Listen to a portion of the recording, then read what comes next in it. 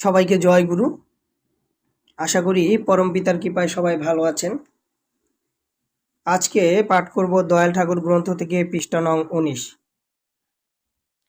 আজকের আলোচ্য বিষয়টি খুবই গুরুত্বপূর্ণ এবং খুবই সুন্দর।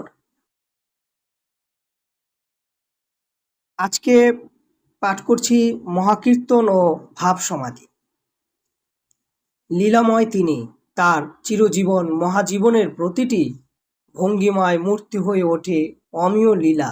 অসীমের জীবন্ত স্পর্শ আত্মহারা করে তোলে সবাইকে। তার মহাকীর্তনের একটি সংক্ষিপ্ত পরিচয় দিতে গিয়ে অক্ষমতায় লেখনী স্তব্ধ হয়ে যায়। অনির্বচনীয় তার মহাভাব, সেই অলৌকিক মহাসংকীর্তনের প্রভাবে সমস্ত প্রকৃতি স্পর্শিত হয়ে ওঠে।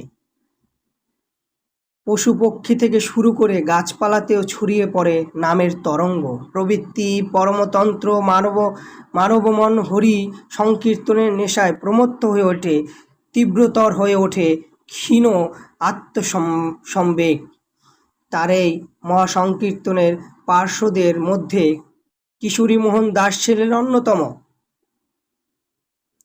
কীর্তনমত্ত কিশোরীমোহন গড়ে তোলেন এক কীর্তনীয় মণ্ডলী। তার গৃহ অঙ্গন হয়ে ওঠে মহাকীর্তনের কেন্দ্রস্থল। পরম প্রেমঘন মূর্তি অনুকূলচন্দ্রের পূর্ণ সান্নিধ্যে সাহচর্য ঐশী ভাবোন্মোদনা জাগে।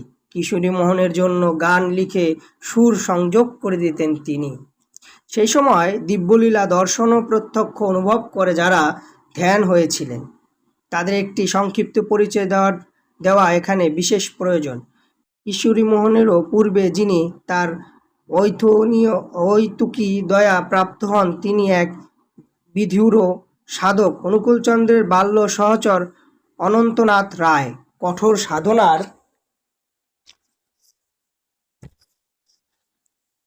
ফলস্বরূপ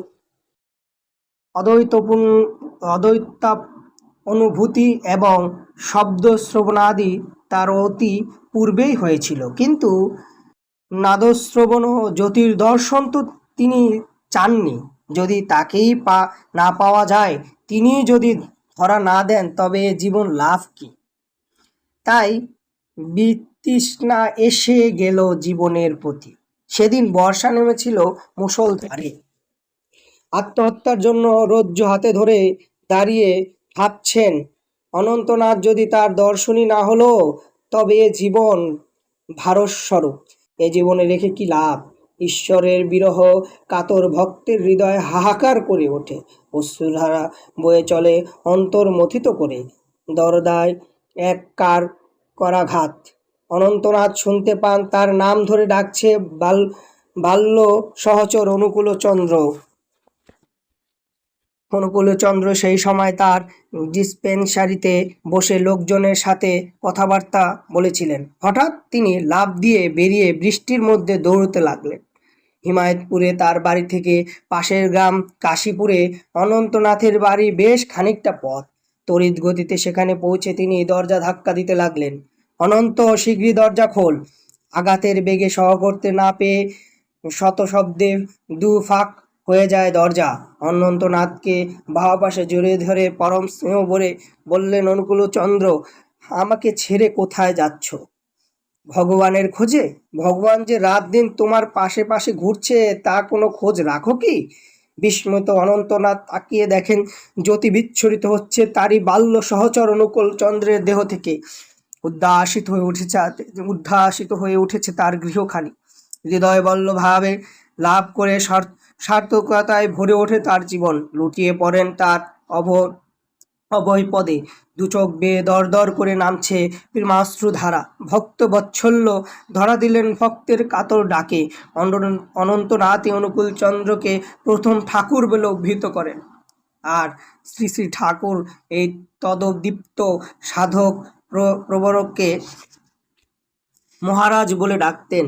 অনন্তনাথ তদবধি মহারাজ নামেই সকলের কাছে পরিচিত। শ্রী শ্রী ঠাকুরকে অন্যতম ভক্ত কিশোরীমোহন দাস সেই অঞ্চলের একজন প্রতিভাশালী পরম ভক্ত বৈষ্ণব ছিলেন। পর্যাপ্ত পড়াশোনা করে কম্পাউন্ডারি পাশ করে আশেপাশের গ্রামে চিকিৎসা আরম্ভ করেন তিনি। তার মনের গতি ছিল বিচিত্র, কখনো প্রবল হয়ে উঠত বিষয় চিন্তা, আবার কখনো বেড়ে উঠত ঈশ্বর অনুরক্তি।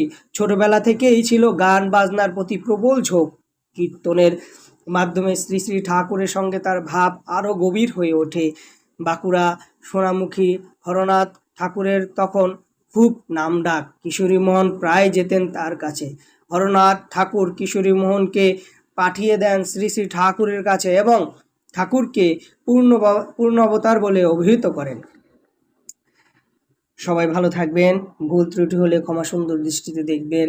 ঠাকুরের এই জীবনী, এত সুন্দর জীবনী আসলে আমার মতো পাপিষ্টের কণ্ঠে লিপিবদ্ধ বা উচ্চারিত হচ্ছে কিনা জানি না। বইয়ের ভাষাটি সুন্দরভাবে আপনাদের মাঝে উপস্থাপন করতে পারছি কিনা জানি না। ভুল ত্রুটি হলে ক্ষমা সুন্দর দৃষ্টিতে দেখবেন। সবাই ঠাকুরের বাণী প্রচার করবেন, সেই আহ্বান রাখলাম। সবাই ভালো থাকবেন। জয় গুরু।